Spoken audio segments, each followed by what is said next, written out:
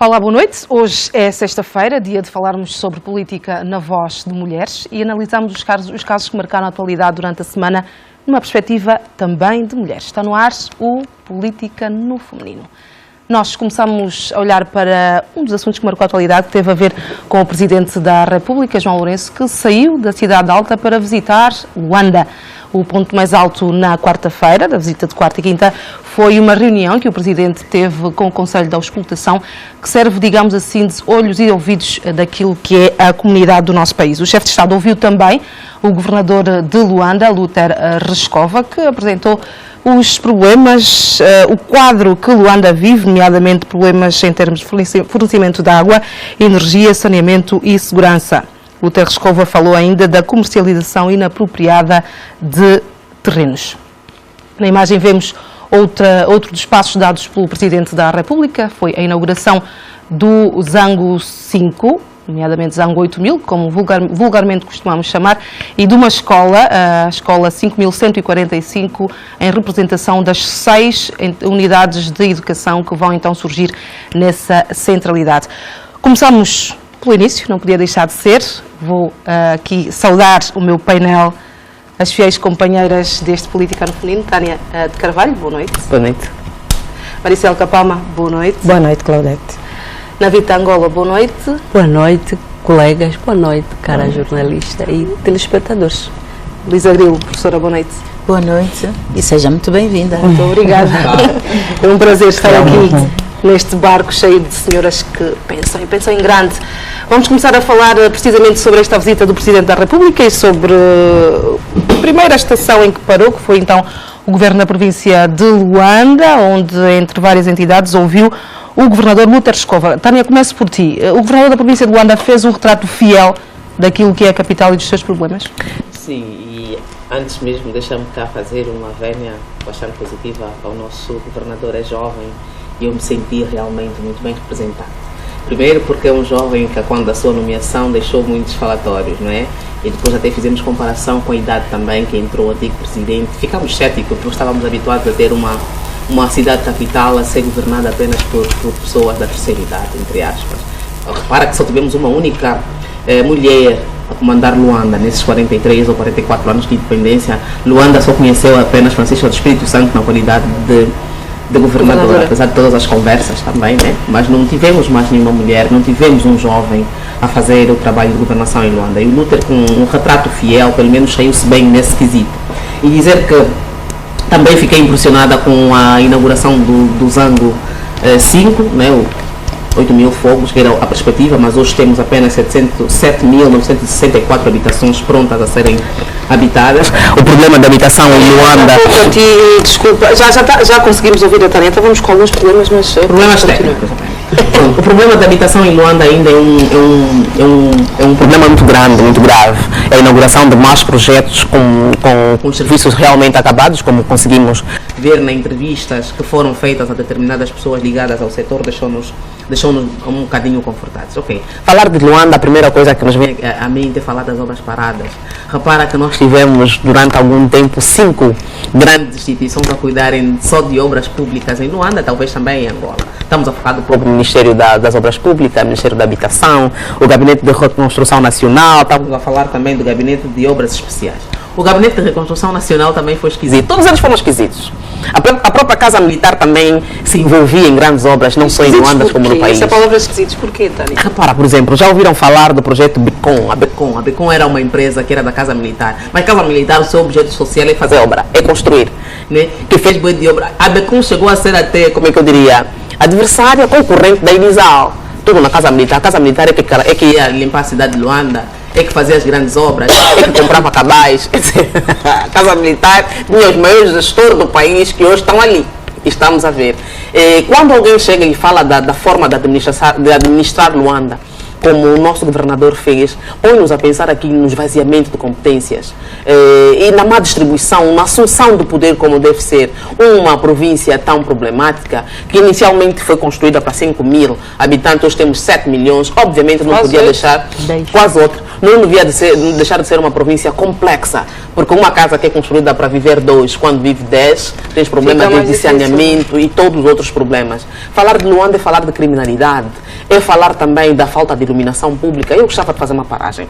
Foi interessante nós vermos o nosso governador conseguir chamar as pessoas responsáveis de determinados setores a responderem de viva voz sobre questões ligadas à sua responsabilidade. Uma perguntinha para o setor da energia elétrica, a iluminação. Nós hoje, graças ao esforço que se vem desenvolvendo, temos menos cortes de energia nas nossas casas, ainda temos zonas que não têm luz elétrica, alguns bairros, é verdade, mas temos menos cortes e devemos reconhecer isso. Mas, no entanto, a questão da iluminação pública deixa-nos muito aflitos. De quem é a responsabilidade da iluminação pública nas vias, afinal? É do governo provincial? É da ENDE? É da Prodel? A Prodel é apenas uma empresa de produção, a ENDE de distribuição, mas quem deve responder? As zonas que tu vais, à noite, fundamental, e não se esqueçam que a falta de iluminação também é um dos fatores que nos faz ter uma tabela de sinistralidade rodoviária muito alta. Criminalidade também. Tu tens os postos de luz elétrica público apagados, mas tens os reclames luminosos sempre acesos, não é? Porque é comércio, porque a pessoa que pagou pode, mas não tem geradores. É iluminação pública mesmo, mas como é que os reclames luminosos, os painéis estão sempre acesos, mas os postos não têm energia? Alguém deve responder por isso. E sem esquecer que estamos a falar de uma província cujo êxodo populacional deixou-nos na condição que deixou. Luanda hoje não é de ninguém, senão de todos os angolanos, assim como as outras províncias, mas estamos a falar de Luanda fundamentalmente porque é o centro e a capital. Repara que é a capital geográfica, administrativa e política. Devemos pensar mais lá para frente. Hoje falamos das utopias e outras questões mais, em desafogar os serviços aqui na cidade capital. Maricel, perguntava eu a Tânia, a Maricel também concorda que então, por exemplo, não estaria o governador lá, mas se tivesse alguém da população, por exemplo, do Kazenga, faria exatamente o retrato que o Lutero Escova fez? Eu penso que sim. ¿Por quê? Porque antes de começar a falar do atual governador da província de Luanda, eu vou começar por falar do sistema de governação do atual presidente, do Dr. João Manuel Gonçalves Lourenço. É uma governação de dimensão social, é uma governação participativa, é um presidente que vai ao encontro da comunidade, que é para poder aferir em concreto aquilo que são os grandes problemas que a nossa população vive. Não se limita apenas às reuniões do Conselho de Ministros, às reuniões do Conselho de Governação Local, mas sim está a ir ao encontro da comunidade. De reparar que estamos a falar de Luanda hoje, mas o nosso presidente tem estado a visitar várias províncias do país. Há bem pouco tempo esteve na província do Bié, já esteve no Zaire, esteve em Benguela, esteve no Kwanza Sul. É uma mais-valia para todas essas províncias que o Presidente da República tem estado a visitar. Luanda não é um caso à parte, não deixa de ser, embora seja a capital do país. Foi com grande satisfação que a população de Luanda viu o Presidente a se deslocar do Palácio Presidencial para o edifício do Governo Provincial. Em condições normais, seria o inverso. Chamar o governador de Luanda e numa sala a portas fechadas, reunirem e daí então se tomar as decisões que deviam ser tomadas. Mas foi uma posição diferente que o nosso presidente tem estado a tomar. Por quê? Por que muda esta dinâmica, Maricel? Isso é visível e sente-se que é de alguém que está realmente interessado em mudar o paradigma, resolver os problemas do povo.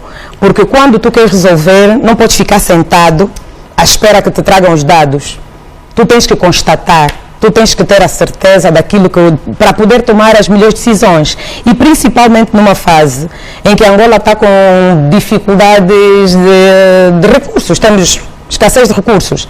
Tem que haver prioridades. As prioridades têm que ser muito bem tomadas, estipuladas. Por quê? Porque eu vou dizer, eu preciso de mais para a água, quando se calhar eu preciso de um bocadinho mais para a saúde. E então eu digo que é uma dimensão social, por quê? Se nós estivermos a acompanharmos desde que o presidente tomou posse, tem estado a olhar muito para o setor social. tem estado a olhar muito para o setor social e Luanda não ficou de fora.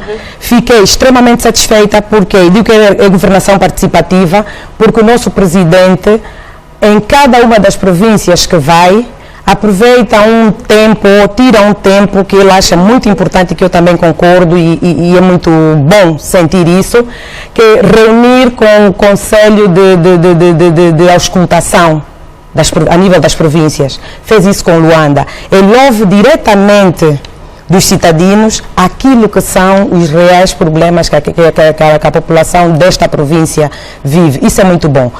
Luther Rescova, como governador da província de Luanda, é uma alegria para qualquer jovem, digo isso assim de forma aberta e franca, porque, como disse a Tânia, foi muito contestado quando a sua nomeação, mas felizmente temos estado a marcar os seus passos de forma paulatina, mas nota-se uma diferença naquele Luanda que nós reclamávamos muito, a questão do lixo, os problemas com as empresas de limpeza, quem é que deve limpar, os valores exorbitantes que as empresas reclamavam. Sentimos que Luanda está a caminhar. A minha grande satisfação nesta visita do presidente também é a questão das visitas e das inaugurações que o Presidente fez. O Presidente da República inaugurou o maior centro de hemodiálise do nosso país, que tem capacidade de atender por dia 90 pacientes. Isso é uma alegria muito grande, porque nós temos muitos pacientes em Angola que padecem de insuficiência renal, tanto aguda como crônica. E sabemos nós que Angola gastava muito dinheiro para o tratamento ou para a questão da hemodiálise. Com a inauguração deste centro, o Estado reduz à metade os custos que tinha com o serviço de hemodiálise. Isso para nós, eu digo que é uma grande mais-valia, porque pacientes que na outrora tinham que andar de uma província para outra, ou de Viana, Cacoaco, sim, posterior do país, que também eram outros custos, hoje podem fazer o seu tratamento em Angola com qualidade. Embora ainda tenhamos poucos médicos especialistas na área, mas também deixou-me satisfeita saber que há médicos internos que serão formados nesta mesma unidade, neste mesmo centro de hemodiálise, que fará com que daqui a menos tempo teremos mais médicos nefrologistas formados. E há uma outra situação que normalmente em Angola não acontece, mas para este centro eu fico muito mais satisfeita, é de saber que comporta também uma área de eletromedicina. Quer dizer que algum aparelho que avariar quando do uso do mesmo aparelho, nós temos uma área específica e com técnicos formados para poder solucionar de maneira acelerada o problema desta mesma máquina. Não vamos dizer, não, hoje não vamos atender os 90 porque a máquina X está variada. Não há esse problema. Seria bom... Até porque também um dos técnicos do centro de hemodiálise dizer que eles também têm máquinas de substituição. Também ou seja, nesse meio tempo de conserto vai haver outras outras máquinas a funcionar. Então damos aí um parabéns ao setor da saúde, ao nosso Presidente da República. E essa grande maravilha das 6 escolas num único dia. Normalmente a inauguração de escola de 6 salas de aula, de 7 salas de aula, uma escola numa determinada localidade, mas essa centralidade há de ter 6 escolas que já foram inauguradas, apetrechadas, de forma normal, né, de carteiras, quadros.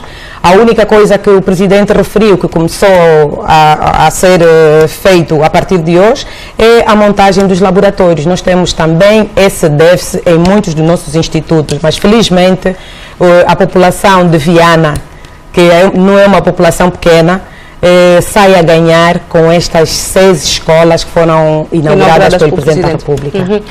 Navita, que é economista, na quarta-feira ainda o Presidente da República, depois de sair do Palácio, visitou 2 fábricas privadas, primeiro a Acail, em Viana, e depois a Afri Perfil, no Kikuchi. Mais uma vez, lembramos que em Benguela também fez a inauguração do polo industrial, também deixou uma palavra aos empresários privados. Como é que analisa esse gesto do Presidente da República? Devo começar por dizer que o Sr. Presidente da República, enquanto alto dignatário da República de Angola, propôs-se exatamente a este cargo público para servir os cidadãos que o confiaram como Presidente da República. Pelo que tudo o que ele faz é sua obrigação, porque é o gestor alto dos recursos que são de todos nós, e pelo que, como Presidente, esse estilo é o que é normal em qualquer parte do mundo, num país democrático e que os governantes se proponham a governar pelo povo.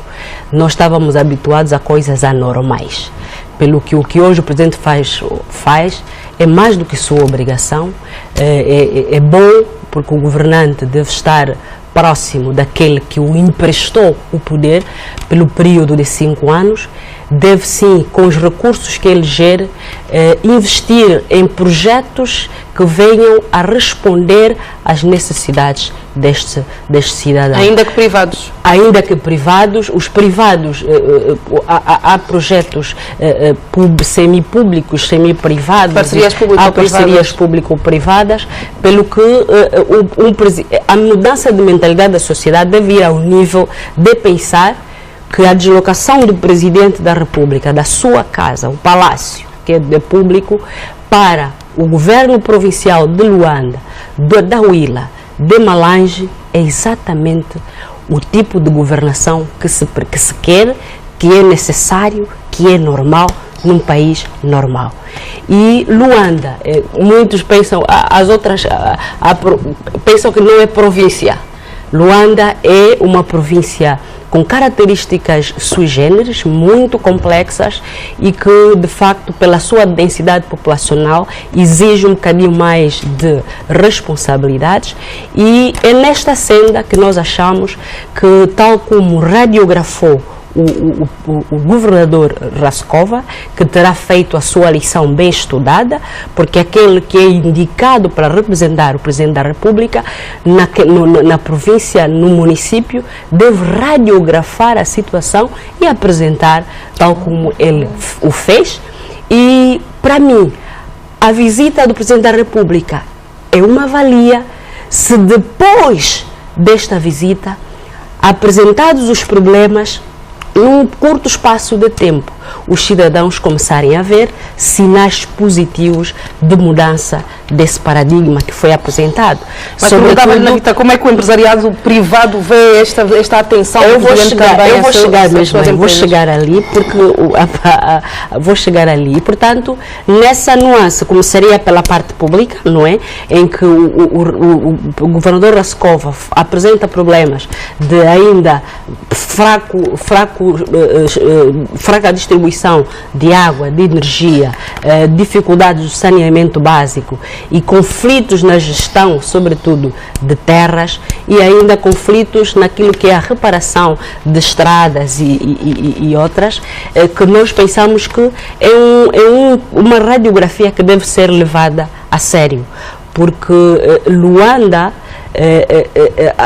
o nível de pobreza que se fala em Angola, se Luanda não tiver a atenção que tem, e o resto das províncias também, que depois é que nos trazem tanto cidadão para procurar melhores condições de vida, a situação pode piorar. Pelo que pensamos que o Presidente da República tome a peito as preocupações colocadas e, dentro de pouco tempo, paulatinamente, nesta situação de crise, os cidadãos comecem a ver um bocadinho mais de água, um bocadinho mais de iluminação nas suas casas, nas vias públicas, saneamento básico, tal como ele indicou como deve ser feito, deve-se começar, e, sobretudo, também desfazer esse conflito. É preciso responsabilizar quem deve realmente distribuir a terra. Relativamente às questões empresariais, o país precisa de um incentivo mais direto, e quando o Presidente da República vai ter com os empresários, o Presidente da República vai prometer, vai criar alguma simbiose entre ele e os empresários, no sentido, sobretudo, na área da industrialização, tal como vimos as fábricas que ele visitou. A industrialização é fundamental para o nosso país, para ver se nós deixamos de depender das importações que nos têm custado muito caro, sobretudo no que tange às reservas líquidas internacionais, em termos de divisas, e também, tal como vimos, visitou o Centro Integrado da Quiminha, não é? de produção da quiminha.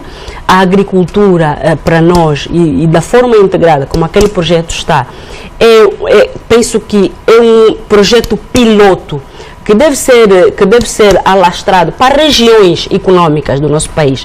Para além de Luanda, há regiões de Malange que também têm sido potencializadas, e dali tirarmos experiências de alastrarmos os projetos agrícolas de forma integrada para o resto do país.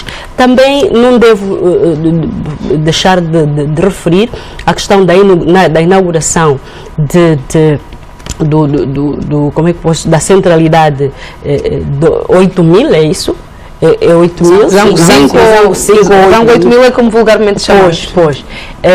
A questão da habitação também em Luanda ainda está aquém das necessidades dos cidadãos, e também a forma como a própria urbanização de Luanda está feita carece de algumas correções. É verdade que aquela centralidade já tem alguns habitantes que até ontem tiveram alguma dificuldade de viver nas suas casas, mas é normal, questões de segurança. Também dizer que a inauguração de escolas é mesmo o trabalho do presidente, dar escolas, não é? Fazer com que as crianças acedam ao sistema escolar. Esperamos que ainda não é suficiente, aquela zona do Zango, há muita criança ainda fora do sistema escolar, em Viana, pelo que, mais do que agradecer, é encorajar que mais projetos sejam construídos para que a educação tão importante para o desenvolvimento humano do nosso país se faça. A todas as crianças. A hemodiálise, o centro de hemodiálise ali no Hospital Geral, também pensamos que assim, a saúde deve ser potencializada. É mais um centro que é inaugurado. Mais do que as capacidades instaladas ali, é preciso investirmos nos recursos humanos que vão gerir as máquinas, para depois, algumas até, muitos hospitais em Angola nós temos máquinas paradas porque não há capital humano preparado para tal.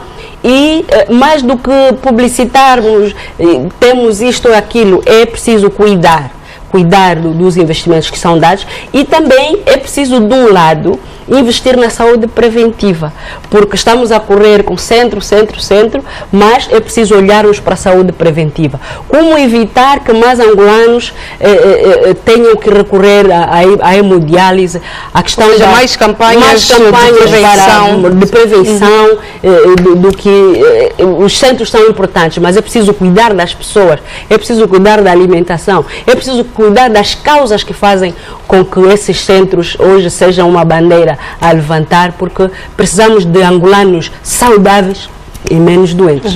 Professora Ana Vita dizia há bocado que depois desta visita e depois de ouvir, por exemplo, o governador Luther Rescova, espera-se agora por soluções.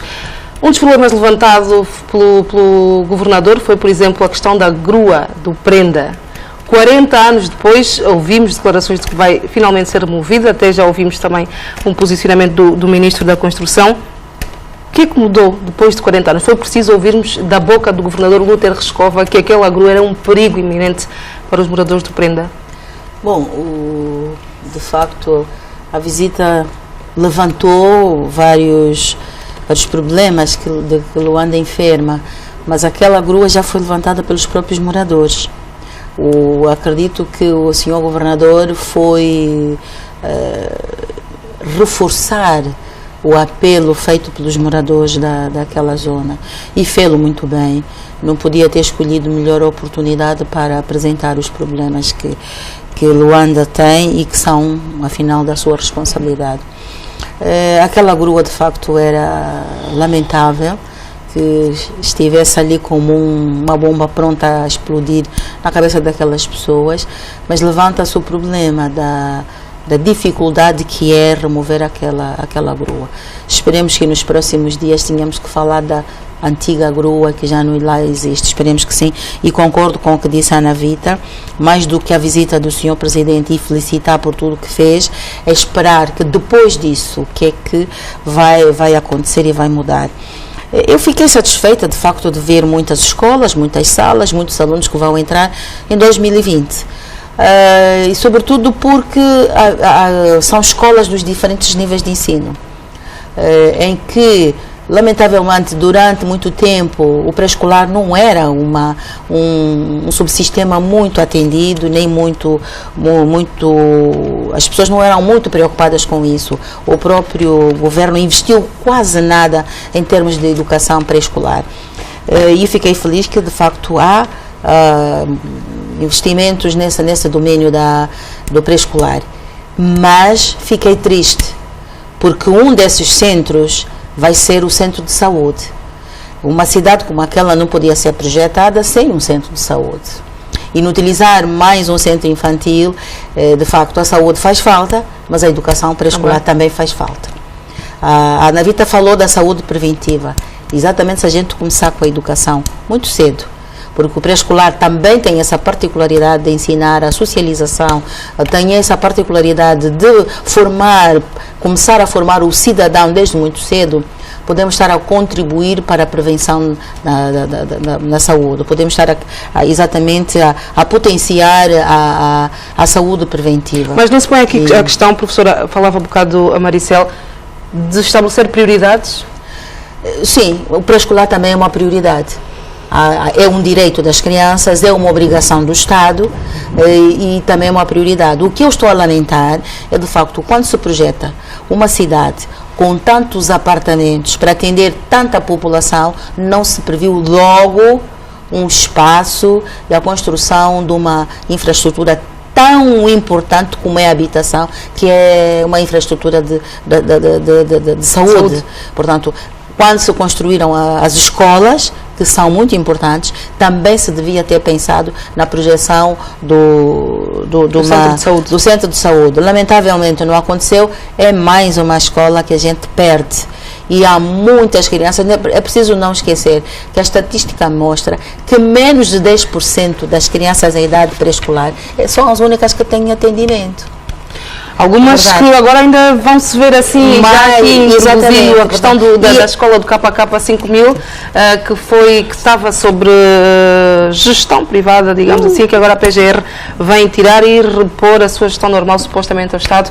Já tivemos informações que agora vai haver uma reunião com os pais para se decidir se vão os filhos continuar ou não estando numa gestão pública. Que efeito é que isso tem na educação destes jovens? Eu penso que não é um mal por aí, pelo contrário.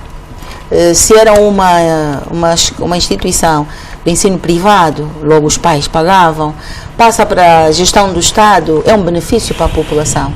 Quer dizer que mais outras crianças em idade escolar que residem ali nos arredores poderão beneficiar. Mas ouvíamos da população o receio, não justificado, mas ainda assim o receio de se perder alguma qualidade. Ok, mas todos nós podemos contribuir para que essa qualidade não se perca. E também não é bom confundir sem pensar que aquilo que é do Estado não presta. Temos de começar a aprender também que há escolas públicas com muito boa gestão e com muito bom trabalho. Eu preciso pensar nisso, porque senão essa geração toda, não digo a minha, mas pelo menos a geração mais nova do que eu, não teria aprendido absolutamente nada, porque sempre estudaram na escola pública. A escola privada, sim, é diferenciada, cria uma elite diferente, porque o atendimento é mais personalizado, é isto, mas nós também não podemos pensar só naquele grupo que é, de alguma maneira, privilegiado, podemos assim dizer, porque os pais têm capacidade de pagar, e é bom que isso aconteça, porque se eles deixarem, vão procurar outras instituições. Felizmente há muitas no país e há muitas em Luanda. Vai deixar mais vaga para aqueles que, não podendo pagar, vão ter a oportunidade de estudar porque não tinham a possibilidade de estudar nessas escolas públicas.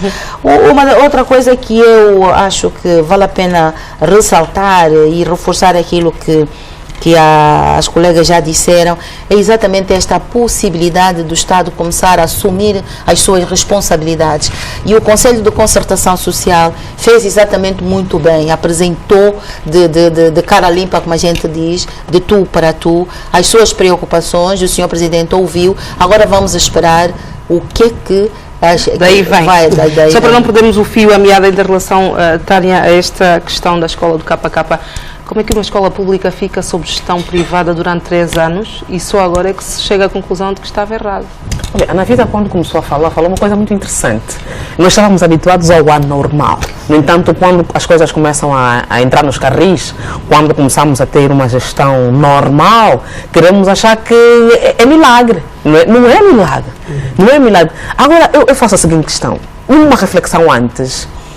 Há 2 fatores em Angola que, se nós não acreditarmos que devemos investir, se não 3, mas eu vou falar, vamos ainda esquecer a agricultura, que a gente já sabe a importância que tem, mas a educação e a saúde. Enquanto os governantes angolanos acharem que saúde e educação é um negócio, nós não vamos ter cidadãos sérios. Vou falar com cidadãos sérios em termos de comprometimento e o respeito da coisa pública. Isso não é novidade. É uma escola dentre muitas que estão por aí. Repara os preços que são praticados, por exemplo, nas creches, no KK e na creche do Quilamba. A mesma centralidade, com diferença, né, porque um projeto, a primeira fase, senão a outra podemos considerar a segunda fase, mas por razões também já conhecidas por nós, o cidadão angolano que está no KK se sente inferiorizado do que está no Quilamba. Estamos a falar na mesma circuncisão, estamos a falar na mesma zona. Não só pelas casas que são menos acabadas, mas pelo tratamento e os outros serviços sociais que daquele lado não tem e neste lado até não tem lojas, não tem comércio. Estou a dar um exemplo. Uma creche no KK, para além de ser difícil tu teres acesso para meter os teus filhos a estudar, é mais caro que no Quilamba, como falei há bocado. Quem era o ministro da Educação? Na altura em que essa escola foi entregue à gestão privada? Não vai responder? Quem era o ministro da Educação? Onde está? A última gestão onde ele esteve, saiu por quê? Quer dizer, nós não podemos brincar com coisas sérias. Tânia, deixa-me só terminar. Deixa-me só terminar o raciocínio, professora. Eu não estou a citar nomes porque eu não quero mais processo. Nem é isso. Não, mas deixa só terminar o raciocínio para eu não me perder. Eu, Tânia do Carvalho, nunca estudei em escola privada. Eu sou fruto do ensino público angolano. Com todos os meus defeitos, mais algum me aceitem. Né? Isso para dizer que nós podemos, sim senhora, respeitar um bocadinho mais o ensino público, aceitando que, por exemplo, se os pais concordarem, aqueles que quiserem meter uma escola privada, tudo bem. Mas os outros cidadãos têm que ter direito. Nós temos que ter, os nossos filhos têm que ter os mesmos direitos. Os filhos da Tânia de Carvalho têm que lutar com o mesmo pé de igualdade com os filhos da Navita. São os 2 angolanos. Independentemente das origens, são angolanos, têm os mesmos direitos. Eu quero que o meu filho amanhã passe por um concurso público com as habilitações boas concedidas pelo Estado angolano, tenha saúde condigna. Uma vacina, nós ainda temos centros hospitalares em Angola, em Luanda e nas outras províncias a cobrarem 70 mil kwanzas numa vacina que está no cartão do PAD. As vacinas são entregues grátis aos centros, mas cobram, ninguém faz nada. Porque a saúde é um negócio. Nós temos clínicas clandestinas, centros que, para além do aborto, que põem aleijada, injeção maldada. Tânia, quando diz ninguém faz nada, também é o papel da população denunciar, por exemplo, isso é uma cultura nova, é uma cultura nova, a cultura de denúncia, tudo trabalha-se. A educação social retrabalha-se e trabalha-se permanente. Nós não tínhamos o IGAI, o IGAP, né? Qual é esse instituto agora que se faz aquelas... O INADEC? Não, o INADEC não. Eu acho que o IGAP, sim.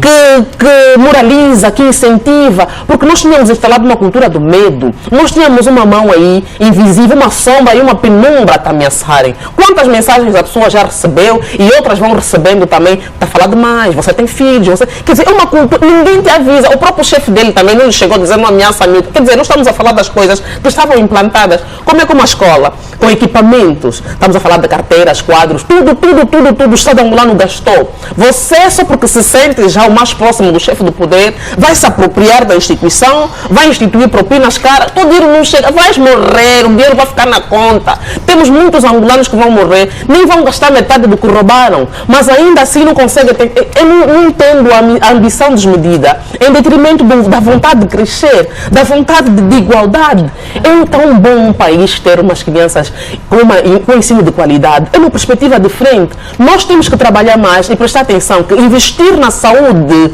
investir na educação é o maior investimento que nós podemos fazer. Meter os nossos filhos amanhã a disputarem, porque tiveram as mesmas bases, tiveram as mesmas oportunidades, quem sai a ganhar não é necessariamente diretamente a mãe ou o pai, é o país. É ter um melhor médico, é ter um melhor advogado, é ter um melhor professor, é ter uma geração condigna, como disse o nosso presidente. O futuro do nosso país está nas novas gerações. Então, saibamos investir no ensino e não é roubar a escola das crianças, já roubaram as merendas, roubam tudo, entreguem os bens públicos. Maricela perguntava à Tânia, também está errado, essa gestão não devia ter sido feita por alguém, do setor privado.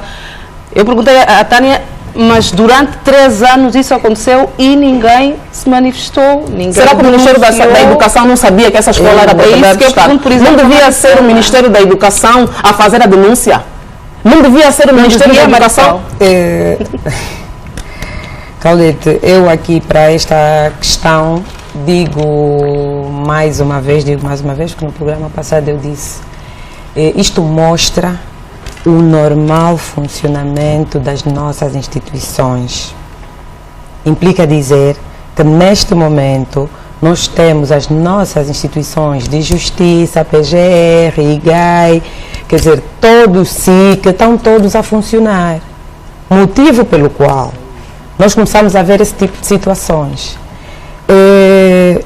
Já devia ser há mais tempo, sim, mas a Tânia retratou um quadro que mostra aquilo que foi o nosso passado recente. Mas hoje sentimos mudança. Devemos apenas, como angolanos, sentirmos-nos satisfeitos, saber que as instituições estão realmente a funcionar. Aparentemente lentas, mas é como tudo, não podemos querer começar já logo, em vez de engatinhar, começamos logo a correr. Bom, mas estão a funcionar. É um erro que se cometeu na altura, mas é um erro que hoje foi reparado. Eu sou do tipo de pessoa que não lamento pelo leite derramado ou pelo problema, viver o problema. O problema foi identificado. O mal seria não se encontrar solução para o problema. Mas felizmente encontrou-se a solução para o problema. Retirar a escola do privado e devolver a quem de direito, que é o Estado. Mas se descurarmos os motivos, já está, pode acontecer outras continuarem no mesmo erro, não? Eu devo dizer... Eu penso que isso é início. Só um minuto, Navita. Eu penso que isso é o início de muitas outras situações que têm estado a acontecer.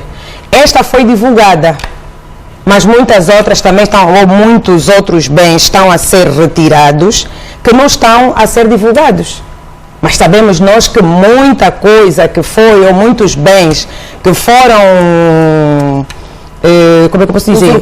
Usurpados de maneira inapropriada, estão a ser retirados destes monopólios, destas pessoas que de forma errada ou tomaram posse dos mesmos. Esta foi só a publicitada. Nós vivemos uma situação em que, por falta de ética, de ganância, as pessoas passaram a confundir o que é público com o que é pessoal. Aquilo que é público passou para a esfera pessoal, em que ninguém podia dizer nada. Um determinado grupo entendeu que deveria dividir o país, deveria dividir o patrimônio, deveria dividir os recursos e por aí fora.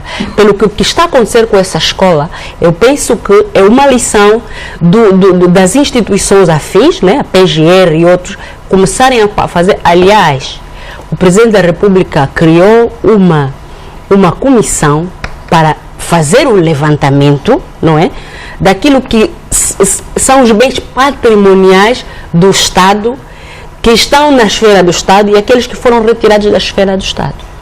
E este trabalho também está a demorar muito. Eu penso que não podemos esperar muito tempo, porque pelo menos os dados preliminares deviam ser sabidos pelos cidadãos, porque uma devolução de uma escola dessas à comunidade real é uma mais-valia. E portanto, como esta escola, as centralidades todas têm uma condição assim. As centralidades todas, é melhor procurar todas as centralidades. Não, e nós ouvimos uma das escolas no Zango Zero. Depois, nos sequeles, nos quilambas, as creches que estão a funcionar foram privatizadas. há inclusive infraestruturas que não estão a ser utilizadas porque foram construídas com dinheiro do Estado, mas foram trespassadas para certas individualidades e que estão assim, está ali um capital a morrer sem a própria utilização. E isto deve-se fazer o link, com o que Claudete, com o que o governador Rascova disse. Criação de muitas instituições que às tantas ninguém sabe quem é quem.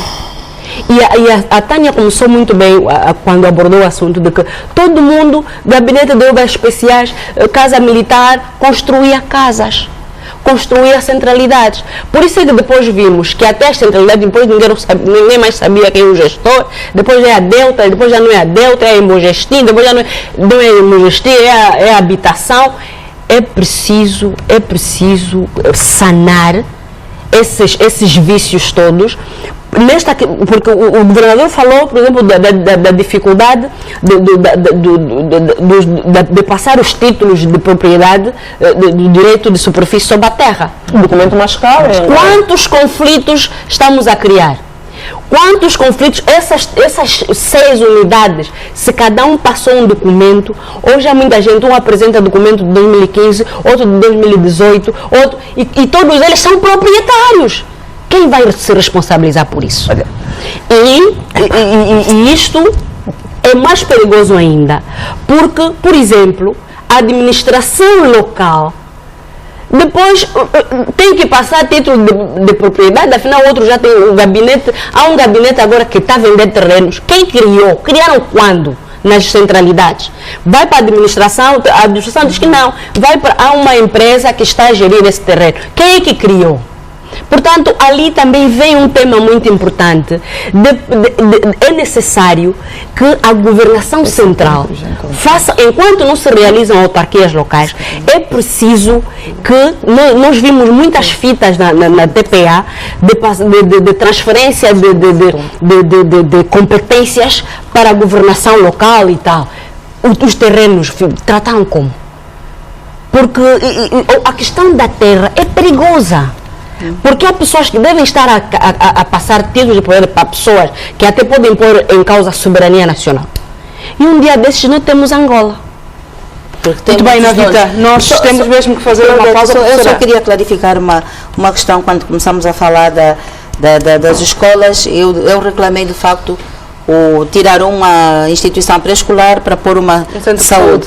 Logo, isso só para dizer que os ministérios ou os órgãos de tutela nestas centralidades só recebem o que o Ministério da Construção entregar. Portanto, as escolas só passam para a tutela do Ministério da Educação quando o Ministério das Obras Públicas o fizer. Portanto, quando quem é o gestor das obras públicas? Quem é o proprietário dessa escola? Tânia, deixa-me só explicar. Portanto, isso só para dizer o que é só para clarificar, para não deixarmos dúvidas no ar. As centralidades são, de facto, a Navita disse que este problema não é só no KK5000 ou no KK5000. Nas outras centralidades há. Até a parte quando o governador de Luanda apresentou os conflitos na gestão de Luanda, essa é uma das que é preciso clarificar, a delimitação de competências de cada um. Porque acredito que, se perguntarmos à direção provincial, nem sequer já é o Ministério, sabia que essa escola era de fundos públicos e que estava, embora a gestão privada possa acontecer, é preciso que fique claro que a parceria público-privada pode acontecer, mas não é também mas não é nestes moldes em que agora nós vamos tomando conhecimento que aconteceu esta escola. Normalmente a parceria público-privada está prevista na lei e tem procedimentos próprios. Isso não aconteceu. Não é só para ficar claro que as centralizadas de facto têm problemas, porque a Navita já disse mais ou menos quais são as entidades que passaram por ali, porque todo mundo manda e todo mundo mandava. Sobretudo a grande confusão é da casa. Quem constrói? O Ministério Ministério das Obras Públicas ou o Ministério da Habitação, depois passou para não sei quem. Estes é que fazem a repartição das coisas, por isso não acontecia isso. A escola logo não podia tirar para virar hospital. Uma questão de gestão. Dizia eu que nós vamos a um pequeno intervalo agora, muitos assuntos ainda temos para discutir. A seguir nós vamos olhar para a quarta operadora de telefonia móvel que em princípio vai surgir no país. Vale a pena lembrar que as inscrições terminam no dia 22 deste mês. Até já. Estamos de volta, vamos continuar a analisar os principais factos que marcaram a atualidade durante esta semana que vai terminando. E como disse antes do intervalo, hora de olharmos para um outro assunto que tem a ver com o surgimento ou não de uma quarta operadora de telefonia móvel no nosso país, cujas inscrições terminam no dia 22 deste mês. Segundo o Executivo, a escolha de uma nova operadora de telefonia móvel surge da necessidade de se garantir a concorrência na oferta de redes e serviços de telecomunicações em todo o país, de forma a satisfazer as necessidades da população. Também tem o objetivo de incentivar o investimento privado. Tânia, mais uma vez começo por ti.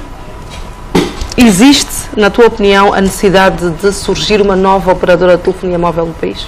Bem, falar de uma nova uma empresa de telefonia móvel no país, nós já fizemos aqui algumas vezes e chegamos à conclusão que sim. Nós somos mais de 28 milhões de habitantes e temos direito, sim senhor, a ter diversificação, por mais que algumas vozes se calam em dizer que não, mas deixa-me só fazer um refrescamento. Em abril do corrente ano, o concurso para a quarta operadora foi anulado por Sua Excelência, Sr. Presidente, porque houve indícios de má gestão do próprio concurso, não é? Houve indícios pouco claros na atribuição da empresa à Telstar. Eu acho que nossos telespectadores lembram-se muito bem, como se diz na gíria, desse babado. Que surgiu, no entanto, por despacho, uma comissão que está a ser coordenada pela nossa Ministra das Finanças, mas o Ministério das Telecomunicações ainda lá está, para a implementação da nova. Mas, no entanto, também queria falar um bocadinho da subconcessão da patente, da gestão da Telecom para uma nova empresa. Eu acho que nós ouvimos, foi agora em novembro, por volta de 4 ou 5 de novembro passado, que aconteceu por despacho presidencial. Mas também já estávamos a acompanhar o processo. A Telecom é uma empresa que estava em processo de reestruturação, quase a falir, e teve que encontrar caminhos para assim conseguir, vamos dizer, sobreviver, não é? De ressaltar que a Anglo Rascom, pelo menos, vai deixar salvaguardados os direitos dos antigos trabalhadores. Esperemos nós, que não vamos ter os casos como temos, por exemplo, os trabalhadores de muitas empresas públicas que estão entregues à sua própria sorte. E dizer também que a empresa que conseguiu ter a patente da Telecom, vamos assim considerar, é de tutela de um grande empresário egípcio, pelo menos quando daqui até dá saudades da Lourdes, que fala muito do compliance. Eu acho que quando nós estamos a vender ou a comercializar um bem público, devemos olhar primeiro para a ficha de quem está a comprar, para não continuarmos a manter ricos e gordos os larápios africanos. Foi isso que não aconteceu, se calhar, com a Telstar, daí a anulação? Não aconteceu, porque era uma empresa que, para além de ter pago somente os cadernos de encargos, não tinha experiência comprovada, não tinha um exercício comprovado nos últimos anos, e nem instalações condignas. Era uma fachada. Era um grupo de alguns empresários que fingiram ser empresários de verdade no setor, porque para tu comprar a patente, para tu teres a licença, é assim que se diz, para uma empresa de telecomunicações, é muito caro. É muito caro. Estamos a falar de negócio de mais de 250 milhões de dólares. Hoje tive o privilégio de falar via telefónica com o secretário de Estado para Telecomunicações e, claro, aprendi muito e consegui conhecer mais e saber um bocadinho mais do negócio de telecomunicações. Ok. E também ficamos a saber que ainda não é oportuna a divulgação de alguns dados que nos deixam assim. Por exemplo, quando se falou da Anglo Rascom, o país todo parou. Como é que, se a pessoa não tem o cuidado de ir atrás de mais informações, começamos a fazer especulações. Depois disse que, e foi, por despacho presidencial, o presidente delegou competências ao ministro da Telecomunicações para gerir o processo de concessão de patentes da Telecom para a Anglo Rascom, que é a nova empresa. Nos jornais públicos e outros órgãos de comunicação social, chegamos ao conhecimento que a Anglo Rascom é uma empresa que não está reconhecida no guichê não tem nenhum dado e tudo mais. Se a pessoa não procura ler e se informar, vê que é mais uma falcatrua. Na verdade, eu acho que o nosso ministro das Telecomunicações tem algum problema com a informação. ou melhora esse quesito ou melhora, porque senão vai ser sempre julgado por coisas que talvez até não estejam tão mal como aparece e vai ter sempre pedras por cima de si. Vamos voltar para a quarta operadora, o concurso que termina agora. Sim, ficamos a saber que, e também é tácito, os concorrentes na primeira, e porque já pagaram mais de 150 milhões de dólares, automaticamente voltam a ser concorrentes. Não sei se nós vamos conseguir ter 6, 5. Como disse, é um negócio que, no mínimo, a empresa tem que ter por volta de 250 a 280 milhões de dólares. É caríssimo, mas que não vamos brincar mais, porque para além do povo estar atento, para além de nós termos um presidente também atento e que vigia, tem sobretudo um grande fiscal. O povo angolano hoje se dedica a fiscalizar as coisas. Não vamos querer mais uma empresa que vai nascer aqui no escritório na Sapu, vão alugar mais um terreno, mais os marimbondos vão vir disfarçados para depois vir com arrogância de óculos escuros a querer desmentir ou descredibilizar aquilo que a gente diz. Nós sabemos ler, nós conseguimos compreender o processo, sabemos que é uma coisa muito complexa, sabemos também que a coordenação, para além de estar nessa coordenação que está a gerir ou a organizar o concurso, para além de estar sob a coordenação da Ministra das Finanças, que é a doutora Vera Dalves, está também o próprio Ministério do Planeamento, o próprio Ministério das Telecomunicações também está aí, mas, repito, estamos atentos. Professora, estamos atentos, diz a Tânia, então depois de tanta controvérsia, será que vamos depois do dia 22 finalmente ter uma quarta operadora no país que vai trazer benefícios à população? Afinal de contas é isso que se espera, não é? Eu espero que sim, que tenhamos aprendido a lição. Nós mesmo aqui neste programa tínhamos criticado muito a forma como o concurso tinha sido conduzido. De facto, não foi suficientemente divulgados os procedimentos, nós não tivemos conhecimento, por exemplo, estamos a saber que as inscrições terminam no dia 22 de dezembro, o que significa que vamos tendo informações ao longo de cada uma das fases, o que não aconteceu no concurso anterior. Portanto, agora aprendemos a lição para que de facto não volte a haver anulação. E eu espero que em 2020 possamos ter essa quarta operadora. É uma grande vantagem, será uma grande vantagem para nós, porque primeiro porque nós precisamos de melhorar as nossas comunicações. Às vezes ficamos sem rede, às vezes ficamos com o sinal muito em baixo, às vezes ouve-se mal. Então, a concorrência também faz falta. É preciso, de facto, haver empresas fortes no domínio das telecomunicações, e acredito que vão aparecer concorrentes fortes nesta matéria, para podermos estar mais desafogados e reduzir eventualmente as tarifas, que são muito altas. A gente compra um carvão e em menos de 5 minutos já acabou tudo. E a perguntar precisamente isso, nós ouvíamos algumas pessoas, quando da anulação do concurso anterior, que diziam, eu quero saber, vai ser mais barato para o angolano ou não? Exatamente. É preciso, de facto, responder a essa preocupação. E só pode haver serviços mais baratos se houver uma oferta maior do que a procura. É preciso que haja uma oferta que seja maior que a procura, que o serviço seja de melhor qualidade, que seja da famosa banda larga, que estamos aqui todos à espera, para melhorar todos os serviços. E acredito que tenhamos todos a ganhar. É preciso baixar os preços, porque nós já não aguentamos mais com tanto peso em cima do nosso calo. Maricel, a Tânia há pouco tempo falava dos custos de se ter e de se sustentar uma operadora de telefonia móvel, e falávamos então dos perigos de surgirem novas pessoas menos direcionadas para tal. Como é que se evita isso? Porque há pessoas que têm valores para isso, certo? Claudete, eu devo aqui começar por realçar que nós estamos a falar do dia 22 de dezembro como a data limite para as inscrições das empresas nacionais e internacionais que tenham capacidade, capital financeiro para poder participar deste concurso. Mas devo também aqui lembrar que esta data é uma prorrogação, uma data de prorrogação. Sim. Inicialmente o limite seria no mês de outubro. Implica dizer que está a haver algum cuidado no início ou na preparação de seleção da nova operadora, da quarta operadora. Dizer também que é uma grande mais-valia uma quarta operadora. Primeiro, porque o negócio das telecomunicações é um negócio estável. Mesmo com a crise financeira que assolou o mundo, que assolou o país, nós sentimos que as telecomunicações praticamente não tiveram um grande impacto. A outra questão que importa aqui realçar, o caderno de encargos não é nada barato. São logo 120 mil dólares. Milhões? Não, 120 mil dólares, o caderno de encargos. Agora, o que falamos em milhões é o título global unificado, que é a licença.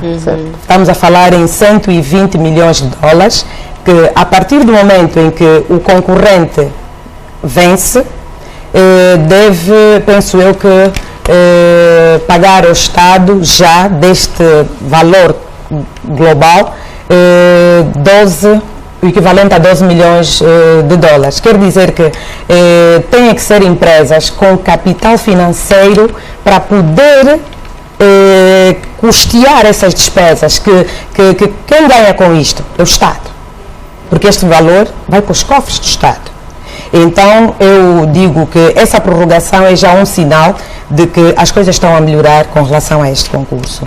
A Tânia disse bem que ouvimos todos nós a subconcessão da Angola Telecom. Sim, porque a Angola Telecom, até uma determinada altura, começou a ter dificuldades de assumir os seus encargos que tinha com o Estado. Pagar as taxas, pagar os seus impostos, e então, para não aumentar as dívidas que tinha com o Estado, viu-se na necessidade de subconcessionar a uma outra empresa. É normal em determinadas situações? Essa concessão? Porque em condições anormais, a dívida com o Estado continuaria, a empresa estaria a funcionar, mal ou bem, mas estaria a funcionar, mas agora numa condição normal. É dessa forma que se deve proceder. Há uma outra questão que eu também quero aqui aflorar. Para além do fator concorrência, aumentará a empregabilidade. Aumentará a empregabilidade, porque é um setor que por si só atrai os jovens. E então temos a noção de que muitos jovens serão empregues com a entrada da quarta operadora. Sinal, há necessidade de concorrência por causa da baixa de preço, qualidade de comunicação. Sabemos nós que no nosso país ainda existem muitas localidades que não temos sinal de telefonia, nem móvel, nem fixa, muito menos falar da internet. Então, a entrada de uma quarta operadora é uma grande mais-valia. E também devo dizer que é uma boa iniciativa no que concerne à diversificação da nossa economia. Navita, ficou bem esclarecida a anulação do antigo concurso. Tivemos informações que a operadora que tinha ganho, a Telstar, não cumpriu alguns requisitos, nomeadamente a apresentação de relatórios dos últimos 3 anos.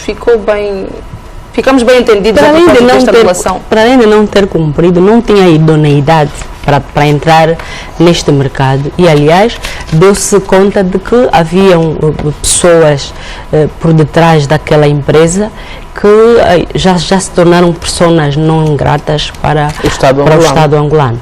Ficou bem claro, e nós debatemos aqui este aspecto. E sobre a quarta, e mais, uma empresa sem idoneidade, sem se calhar endereço certo, cujo processo com que ganhou aquele concurso também foi dúbio, ok? E tendo deixado para trás empresas como a Vodacom, outras empresas tão renomadas, até aqui mesmo na SADC, quer dizer, também queremos investimento direto estrangeiro, mas temos que ter regras claras, transparentes, para que isso aconteça. E será que essas empresas voltam a concorrer na Vitor? Perdemos alguma credibilidade? Eu espero, sinceramente. Não, quando isto acontece, quando um país lança um concurso público, que a princípio deveria ser transparente, regras claras, regras que não tragam por debaixo das mesas outros jogos, claro, essas empresas são sérias, não é à toa que são aceites em vários países. Eles são aceites, eles entram lá onde há jogo limpo, porque também não precisam muito da Angola, a Angola é que precisa mais. Portanto, esperamos que este jogo, desta vez, para a quarta operadora móvel do nosso país, é importante. é importante no jogo da concorrência leal, porque nós somos, desde 91, uma economia de mercado. E a economia de mercado é regida pelas regras de mercado. Procura e oferta e procura. E neste caso, quanto mais oferta, não é? Melhor o preço baixa. Mas se tivermos mais procura, neste momento é o que nós temos, mais procura e que oferta. Claro que essas duas empresas, Movicel e Unitel, são as rainhas. Monopolizam, neste caso já é um oligopólio, porque são empresas, mas praticamente são as mesmas, porque é uma família. E nisso devemos dizer que desta vez nós pensamos que vem a quarta, vem a quinta, vem a sexta, não é problema nenhum. O importante é que as regras da concorrência sejam respeitadas, porque em Angola, por exemplo, se olharmos ao nível da SADC, em termos do custo, do preço da chamada, né? Aquilo que gastamos por minuto, nós somos um dos países mais caros em termos de comunicação. E isto também não ajuda tanto para aqueles que vêm investir, até para aqueles que querem vir para aqui passear. O turismo não incentiva. Eu disse muito bem a Maricel que a questão das telecomunicações é um setor que também serve para diversificar a economia. E nisto devo dizer também que a questão é verdade que hoje vemos preços exorbitantes das chamadas, do serviço da internet e outros produtos, e essa empresa vai entrar num momento, em 2020, em que a inflação está lá para cima, o Kwanza está cada vez mais desvalorizado, como canta bem o Matias Damasio, está cada vez mais burro, e depois vamos ter, o que é que ele vai encontrar no mercado? Vai encontrar um mercado um bocadinho conturbado. Esperamos, sinceramente, que do lado dos fazedores, sobretudo do governo, do Banco Nacional, que tratam da política cambial e monetária, se estudem os mecanismos de inverter este quadro de inflação e de desvalorização do Kwanza, que muito prejudica. Sobre a questão da Telecom, a Telecom não foi à falência à toa. A Telecom sofreu o processo das bombas de combustível da Sonangol.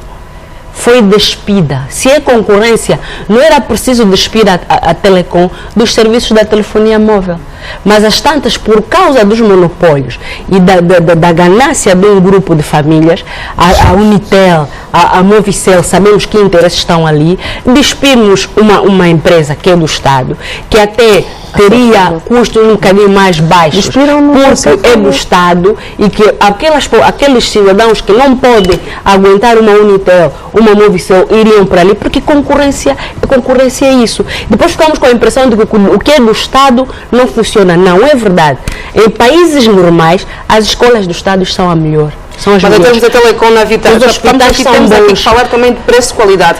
A Telecom tinha qualidade para suportar o mercado também. Eu estou a dizer, para ter qualidade tem que investir, tem que formar capital humano. Nós despimos as instituições do Estado nesta lógica de dizer que não tem qualidade. Não tem qualidade por quê?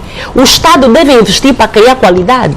O Estado é o principal defensor, é o principal provedor dos interesses e dos bens públicos dos cidadãos. Antes dos privados, o Estado tem que estar lá. As escolas do Estado têm que ser as melhores. Os hospitais têm que ser os melhores. A telefonia móvel tem que ser a melhor.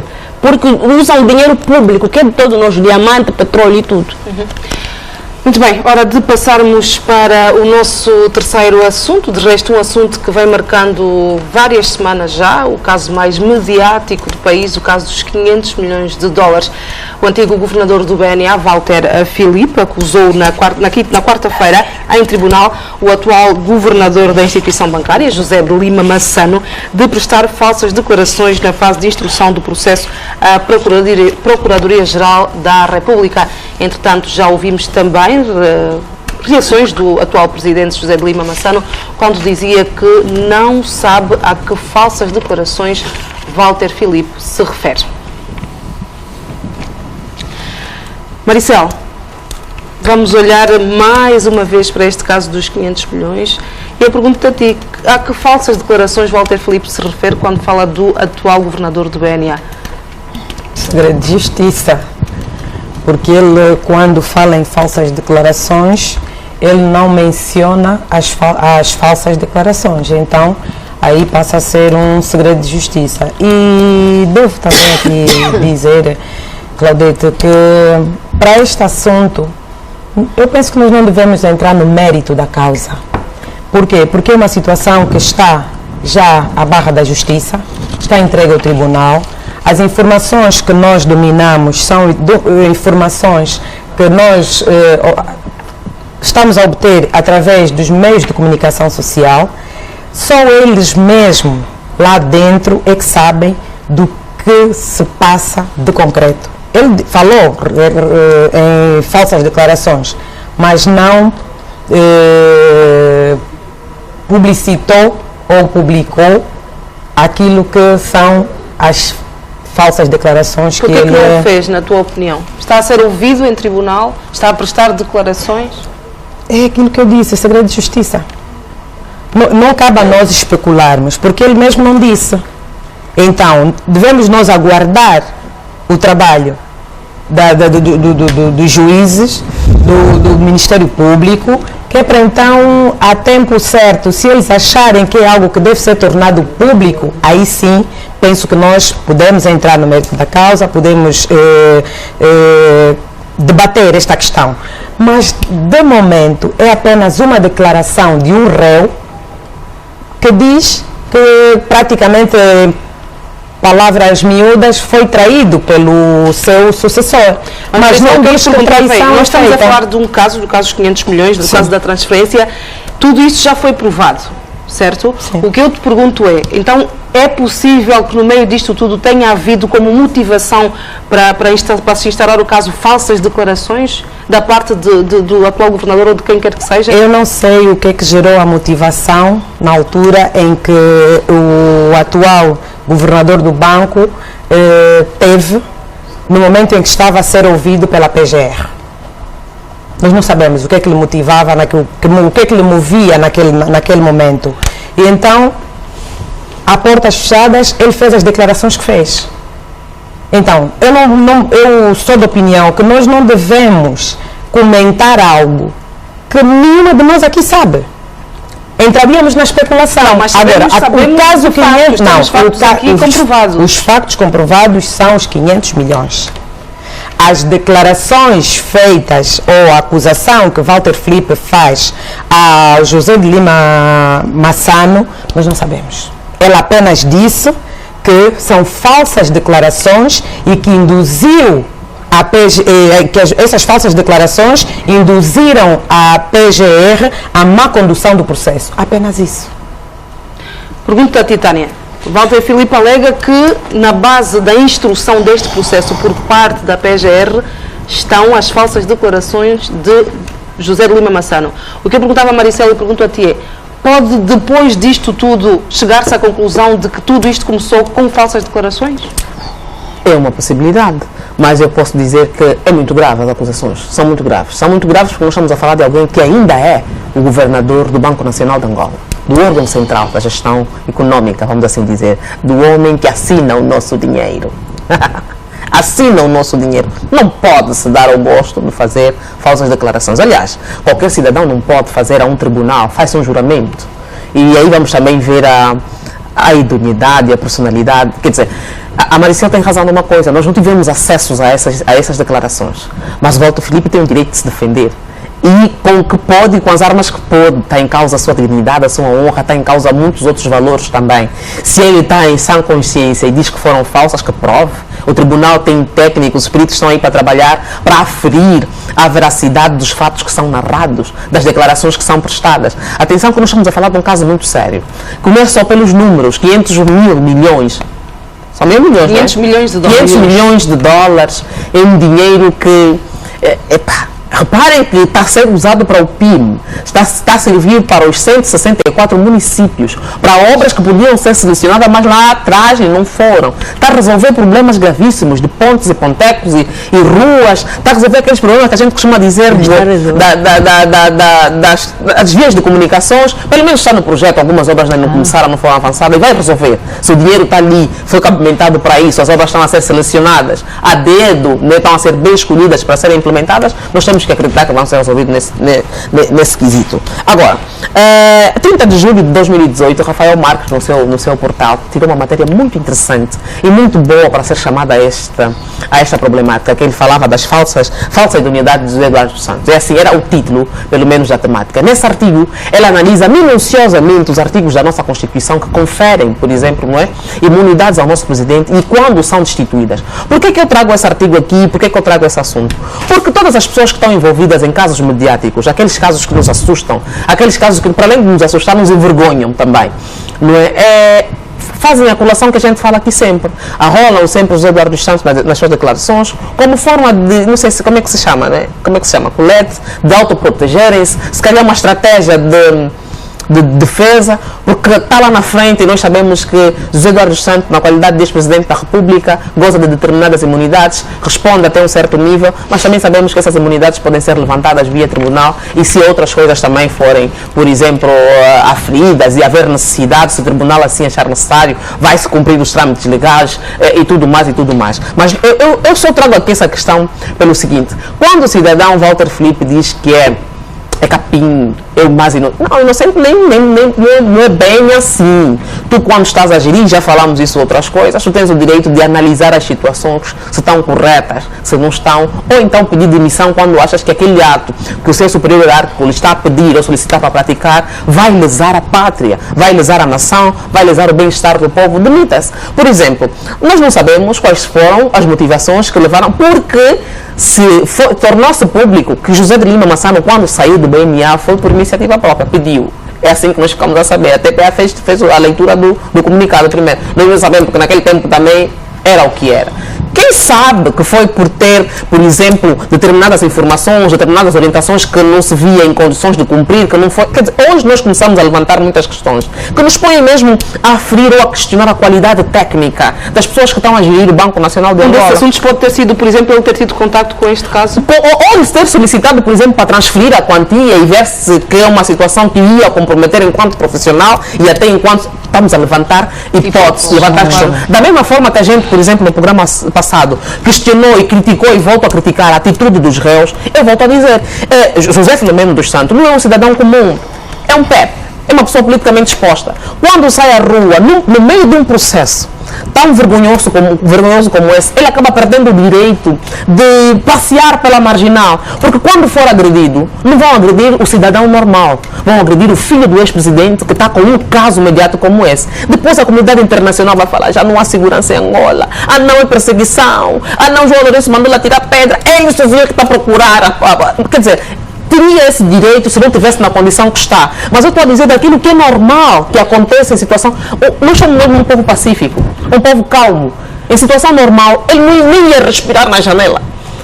Estou a dizer que nessa situação normal, em outras sociedades mais agressivas e menos tolerantes, que é uma qualidade que nós devemos aqui evidenciar sempre. Agora, que nós devemos ter alguma calma, que nós devemos esperar que o tribunal trabalhe, mas que as declarações que vão sendo feitas dão-nos o direito de levantar mil e uma questões e reagir, dão-nos. Que nós devemos também esperar e realmente perceber se as declarações que José de Lima Massano fez, agora que Walter Filipe, na tentativa de se defender, diz que foram falsas ou não, é importante. Nós devemos saber quem está a gerir o nosso tesouro, qual é a qualidade em termos de personalidade, em termos de caráter da pessoa. Infelizmente colocam-se nessa posição e têm que assumir o ônus da causa. Professora, também vê Walter Filipe como capim ou como uma raia miúda, como se costuma dizer neste caso? Sozinho.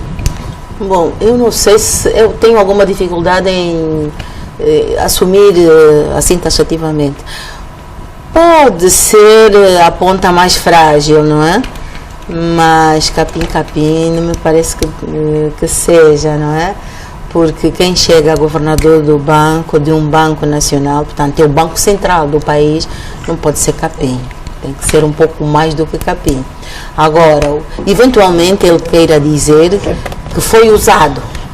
Pode ser. Estamos aqui sempre no campo das hipóteses, né? Pode ter sido usado. E pode ser isso que ele tenha querido dizer. Também aqui nós dissemos a semana passada que quando as pessoas assumem determinados cargos estão a expor-se. E quando a gente se expõe, arrisca-se a ouvir, a ver e a fazer coisas que depois, das quais nós podemos dizer, mas como é que eu fui capaz de fazer isso? Temos essa dificuldade depois de assumir as consequências dos atos que ou fomos induzidos a fazer, ou levados na emoção da posição que assumimos em determinados momentos, acabarmos por cometer alguns deslizes. Pode ser isso, mas de qualquer maneira, para dizer que concordo com as colegas que disseram, ainda é muito cedo para nós tirarmos qualquer tipo de ilação.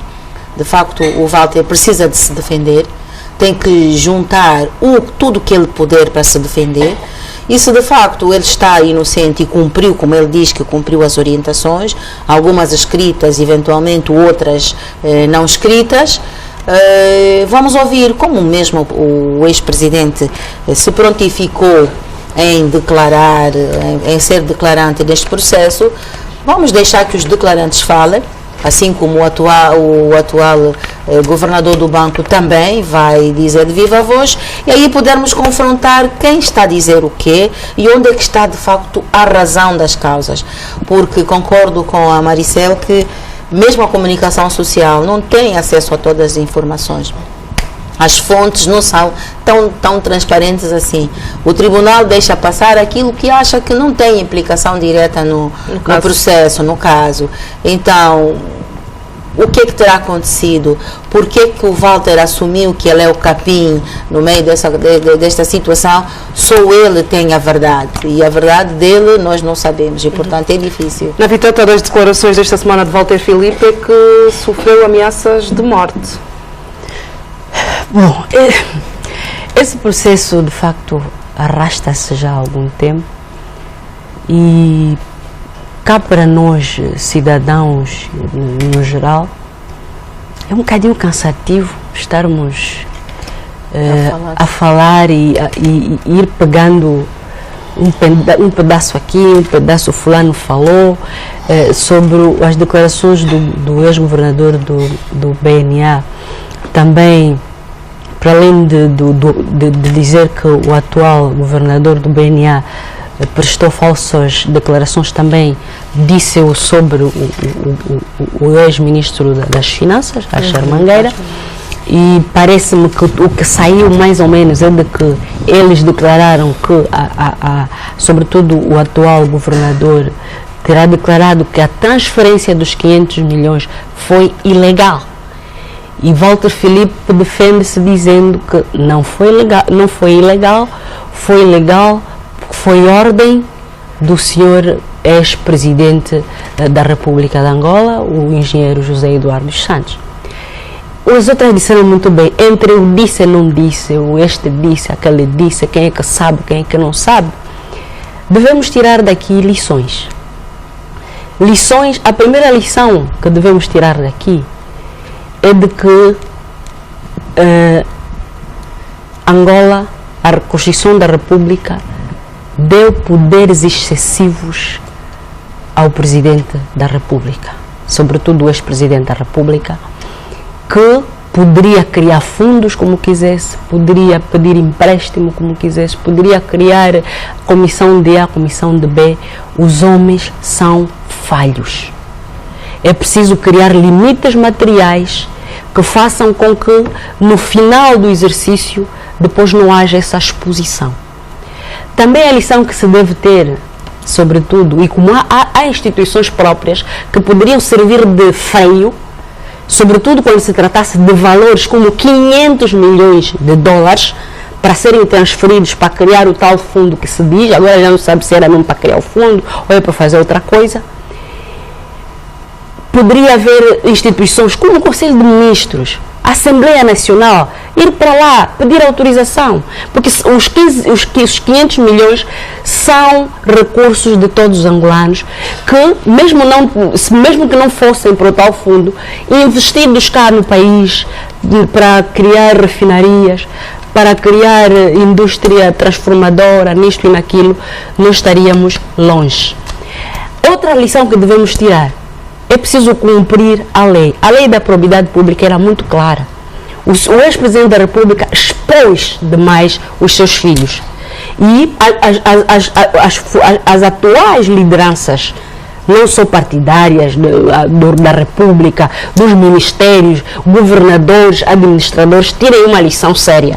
Cumprir a lei, não expor os filhos, porque os filhos têm filhos e depois são os netos. É uma geração que se arrasta com um peso que só porque também o próprio executivo, o partido que governa, é preciso criar conselheiros. Mediante uma posição dessas, faltou conselheiros que estão por aqui, ainda vivem, e muitos estão ao lado do presidente João Lourenço, que o presidente João Lourenço tenha cuidado, porque depois no final vão dizer que não fomos nós, só foi o presidente João Lourenço. Uma outra lição que se deve tirar disso: estamos a gerir recursos públicos, não são nossos.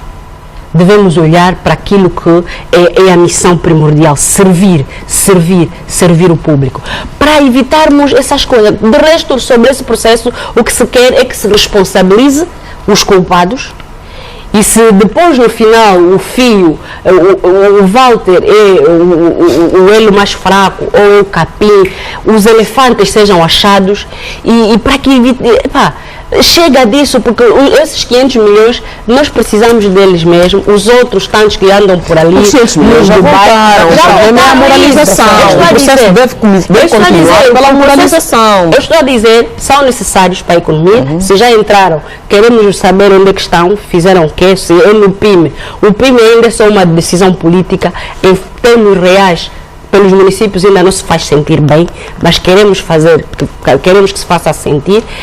Outros valores, outros patrimônios que estão por ali, internos e externos, sejam recuperados, porque Angola precisa. Estamos em crise. Muito bem, nós precisamos de avançar também para o próximo tema, que tem a ver com a proposta de lei orgânica das autarquias, que foi aprovada na Generalidade na Assembleia da República. Foi ontem que os parlamentares aprovaram com 169 votos a favor esta proposta de lei orgânica sobre as autarquias. O que segue agora, em princípio, é a promulgação pelo Presidente da República, que depois poderá então digamos assim, anunciar as eleições autárquicas. Em termos de posições, o MPLA considera esta aprovação um passo importante para a criação de instrumentos que vão reger a nova administração local. A UNITA diz que a aprovação da lei devia ser feita no conjunto das demais leis das autarquias. Sabemos que são 10, até agora só foram aprovadas 4. E a Casa Sé defende que a descentralização administrativa e o exercício do modelo de governação horizontal do país pressupõe a execução das autarquias em todos os municípios, mais uma vez aqui contra a forma gradual de implementação das autarquias. O PRS, por fim, afirma que o partido está preocupado com a morosidade desta aprovação das leis em relação às autarquias. PRS que diz que está preocupado se vão existir ou não autarquias. Começo por ti, Maricel. Vamos ter autarquias ou não? Vamos ter autarquias, sim, senhora. Prova disso são as leis que estão a ser aprovadas pelo Poder Legislativo.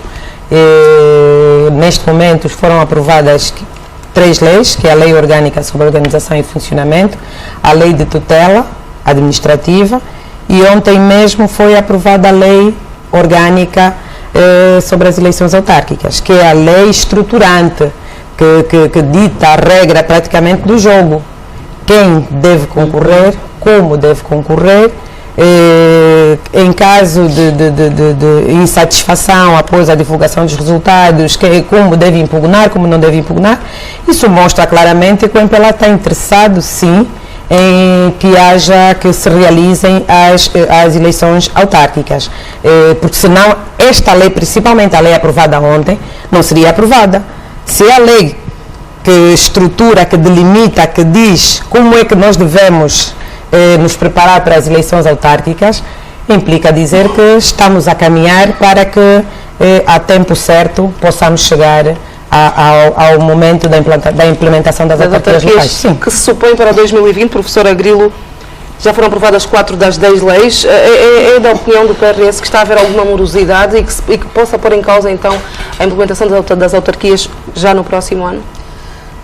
Bom, se tivermos em conta que as autarquias serão em 2020, supostamente, no meu entender, todas as leis deviam ser aprovadas pelo menos em 2019, para que os instrumentos de gestão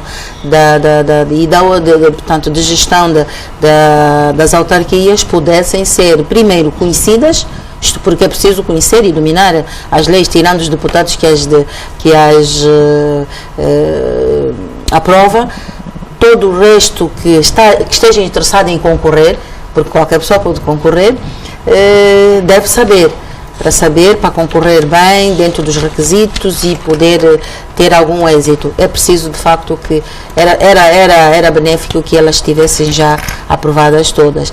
Mas, de qualquer maneira, e por aquilo que eu fui lendo e discutindo, o que já está feito, sobretudo com esta que foi aprovada ontem, já permite que os interessados se comecem a organizar no sentido de, portanto, aqui já não há a dizer que há recuo, porque com o que já está não há recuo efetivamente nesta atividade.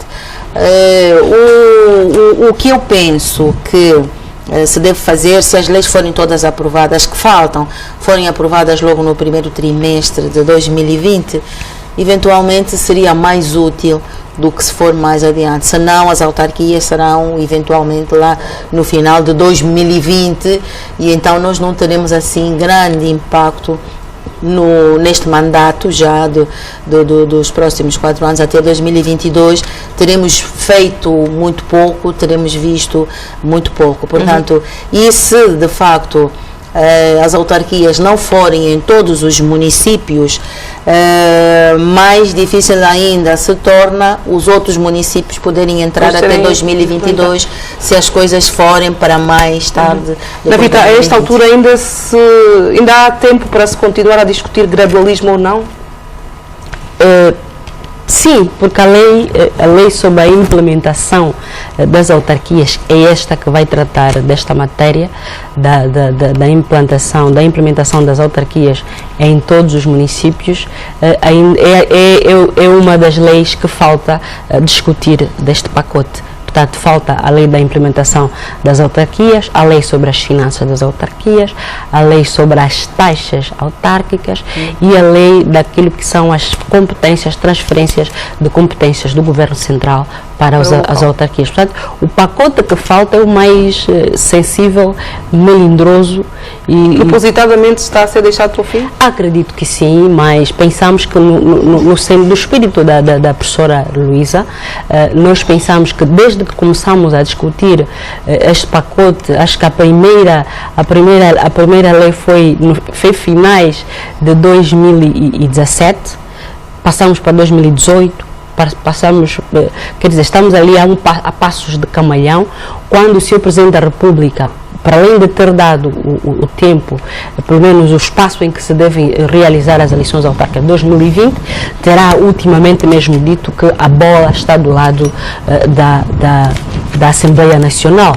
Mas como é sempre discrepância entre o discurso político que é real, mas o que devemos partilhar aqui é fundamental sim, que pelo menos a partir de 7 de janeiro, que os deputados vão voltar para a Assembleia Nacional, possamos discutir, porque não custa muito, possamos discutir. Há questões fundamentais, há questões letais, há questões onde haverá discrepância, sobretudo no que tange a realização ou não em todos os municípios, mas que temos que partir para este debate e se levarmos o espírito, sobretudo, dos pacotes anteriores e desta última lei relativamente às eleições autárquicas, que tratou exatamente dos mecanismos de eleição dos órgãos executivos e deliberativos das autarquias, onde o executivo, eu senti o executivo, eu falo da pessoa do ministro da administração do território, veio um bocadinho mais leve, a ponto de ter aceito maior parte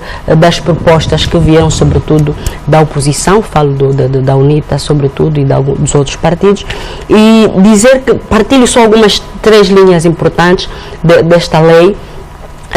Havia questões assim um bocadinho tensas que eram as ligadas, por exemplo, àquilo que são as mesas móveis, que nas eleições gerais também já existem, mas que desta vez foi preciso pôr algum limite, de que as mesas móveis, por causa de algumas suspensões, de que quando não são conhecidas por todos os atores políticos no processo, acabam às vezes por criar alguns números de voto um bocadinho suspeitos, pelo que desta vez o Executivo deve avisar pelo menos 10 dias antes da montagem dessas mesas, lá onde haja a dispersão de cidadãos para que os atores todos saibam que haverá ali e se preparem para isso. E também a logística deste grupo, sobretudo dos legados de lista para essas mesas móveis, seja avisada, seja assumida pela CNE. Uma outra questão fundamental que também se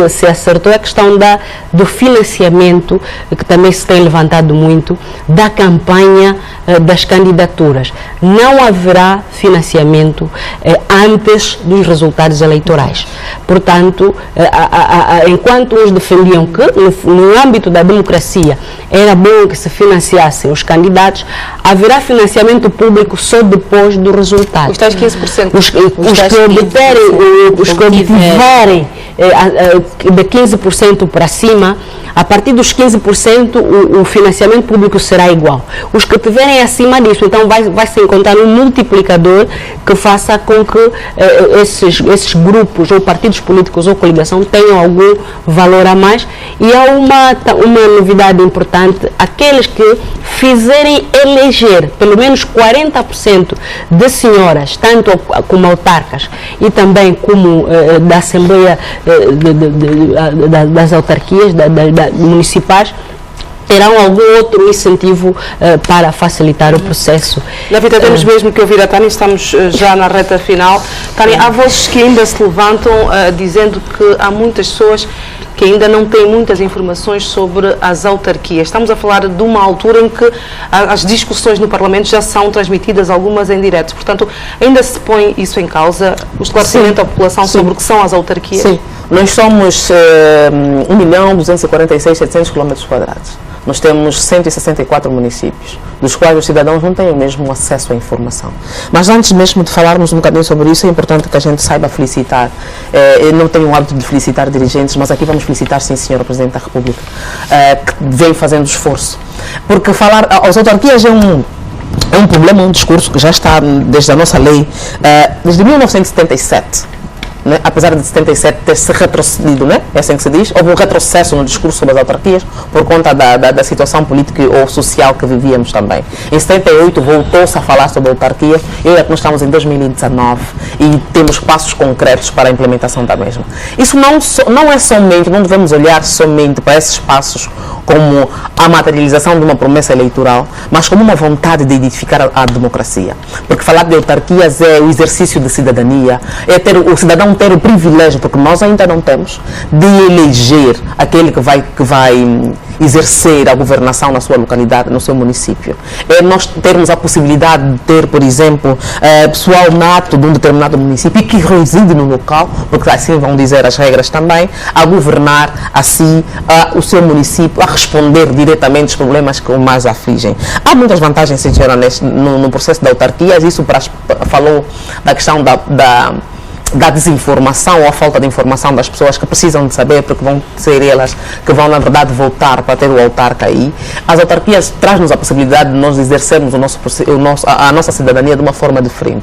Dá-nos a possibilidade de termos a aproximação dos determinados serviços que às vezes não temos. Nós temos municípios hoje que só agora, 2019, é que estão a ter, por exemplo, luz elétrica nacional. Falamos de uns e de outros. Nós temos um município que não tem padaria, não temos um município que não tem hospitais regionais e que a população anda quilómetros e quilómetros para ter acesso aos serviços de saúde. Nós temos muitas situações ainda complexas que com um processo de gestão local e não somente tão centralizada como é o processo de gestão nacional vai ajudar a resolver. O processo da autarquia também vai trazer novos atores à política, novos atores políticos, é assim que se diz. E há muitas instituições que estão ligadas, ou pelo menos querem ligar-se ao Ministério do Direito e fazem o trabalho de divulgação. Falou um aspecto importante, divulgação, saber o que é a autarquia, a vantagem e a possibilidade do cidadão poder exercer o seu direito e gritar e falar e fazer política de uma forma mais, vamos aqui meter aspas grandes, civilizada. Nós temos um projeto, quando eu falo temos, é porque é liderado por jovens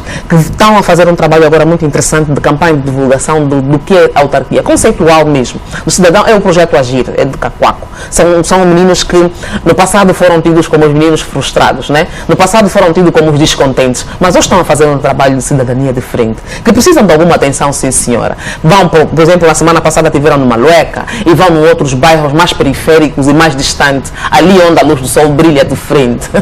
Eles levam informação, levam cultura e levam política com algum civismo. Merecemos ter uma atenção diferente. E é importante sabermos que também vai ser a legitimação do poder local. Repito, é importante também que os futuros autarcas saibam trabalhar com essas pessoas em benefício das comunidades. Quem não saber não vai passar. O facto de nós termos, porque nós não conseguimos eleger, por exemplo, os nossos deputados, o nosso presidente, por conta da configuração que é, né? É por lista. A Navita pode ajudar-me com termos mais técnicos a esclarecer isso. Nós não temos a possibilidade de escolher quem pode e quem não pode ser deputado.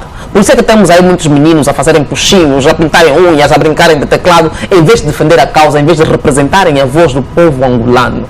Nós temos ainda essa questão a nível da nossa Assembleia. E vai ser mudada, sim senhora, com as autarquias. A possibilidade de eu escolher quem é quem que vai ficar no meu município faz o cidadão sentir-se mais importante. E vamos ter isso bem materializado com os esforços que o Executivo vem implementando para termos. Que está atrasado a aprovação das leis, que muito processo está atrasado, isso é uma verdade que ninguém pode negar. Acredita que a gente chega lá. Nós temos que acreditar. Pensa, move montanhas. A Tânia disse algo muito importante, que para além dos grupos, partidos, coligações já organizadas, os grupos organizados nos municípios também poderão apresentar as suas listas para escolher um autarca. Então, é de facto um momento em que o cidadão deve viver, deve ser informado. Os órgãos de comunicação social, para além da música e das danças, devem apresentar um bocadinho mais de informação sobre este processo tão importante de cidadania e de participação. Amanhã haverá uma atividade aqui eu acho que é Boa Vista, naquelas mediações da antiga comarca, onde vai se falar da visão das mulheres angolanas no processo da autarquia. Vão ser mulheres a falarem para mulheres, isso é para perceber que não é uma iniciativa governamental, é mais um grupo que quer participar nesse processo tão bom, tão bonito, tão importante para a nossa democracia, e é importante as pessoas juntarem-se a essa causa. Eu, pelo menos, estarei lá. Fica aqui a mensagem, os meios de comunicação social fazem sim a sua parte, é por isso mesmo que a gente cá está todas as sextas-feiras com Vozes de Mulheres para discutir os principais factos que fazem a sociedade angolana acontecer. O Política no Feminino volta daqui a 7 dias, até lá fique bem, já sabe, mantenha-se sempre informado. Boa noite, estamos juntos.